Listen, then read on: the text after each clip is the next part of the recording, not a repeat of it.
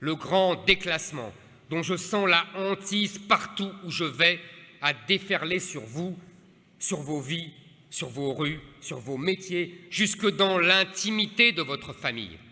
Dans ce contexte dramatique, l'école aurait dû constituer une digue protectrice.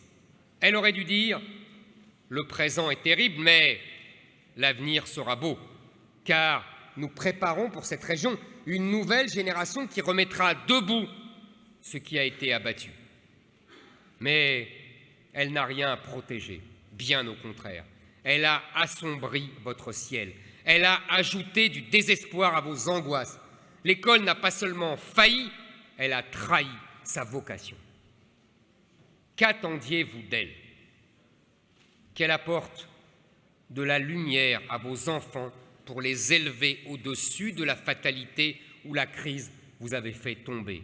C'est cela, la promesse méritocratique de la France depuis tant d'années. Vous attendiez de l'école qu'elle donne à vos enfants ce que vous aviez perdu, qu'elle remplace votre courage épuisé par leur courage naissant. Elle fait le contraire.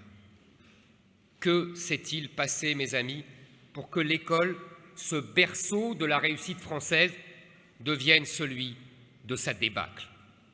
Je vais vous dire ce qui s'est passé. Depuis des décennies, un vent mauvais a soufflé sur la France. Il a pris le pouvoir, il a commencé par habiter les cerveaux des intellectuels de gauche dans les années 60. Puis, il a possédé l'université. Puis, il a essaimé au ministère de l'Éducation nationale. Alors, il a pu envahir les lycées, les écoles, jusqu'aux maternelles. Ce vent mauvais est la chose la plus dangereuse au monde. Il a un nom étrange, abstrait, comme un masque énigmatique. Ce vent mauvais, mes amis, c'est l'idéologie. Ah, qu'est-ce que l'idéologie? C'est une croyance devenue folle à laquelle adhèrent des millions de personnes. C'est qu'une gigantesque épidémie, une religion envahissante. L'idéologie peut prendre 1000 formes. Socialisme, communisme, antifascisme, antiracisme, wokisme.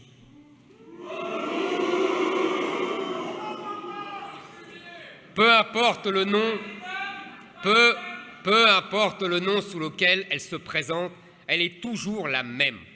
Une pensée qui ignore le réel et estime qu'elle peut le refaçonner à sa guise, qu'elle peut changer l'homme comme elle le souhaite, qu'elle peut faire table rase du passé et de toutes les traditions.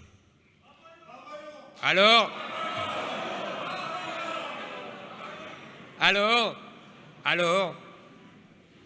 quand elle prend le pouvoir dans toutes les écoles d'un pays, l'heure est grave. Quelle est cette idéologie qui a tué l'école? Une idéologie venue du communisme. Avec elle, l'objectif de l'école ne doit plus être la transmission des savoirs, mais l'égalité. Au nom de cette égalité, on éliminera peu à peu l'instruction, sans comprendre que c'était justement l'instruction qui réduisait les inégalités. Armés de cette idée folle, les idéologues ont pris le pouvoir sur les méthodes, ils ont pris le pouvoir sur les programmes, ils ont pris le pouvoir sur les horaires, sur les calendriers, ils ont pris le pouvoir sur les matières enseignées, sur les parcours des élèves, ils ont pris le pouvoir sur les sorties culturelles. Ils ont contraint les professeurs, ils ont tout détourné, contourné, retourné.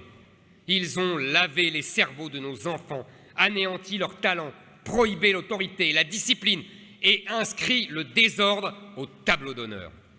Ils ont érigé l'anarchie en idéal. L'idéologie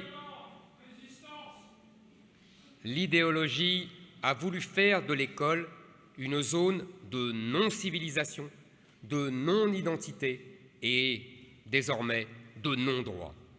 Qu'ont-ils fait concrètement? Depuis les années 60, la gauche tente de détruire une culture française qu'elle juge bourgeoise. Elle veut détruire une méritocratie républicaine qu'elle juge injuste.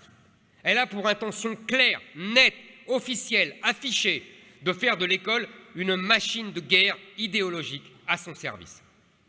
Par égalitarisme, ce n'est plus le professeur qui enseigne, mais l'élève qui construit son propre savoir.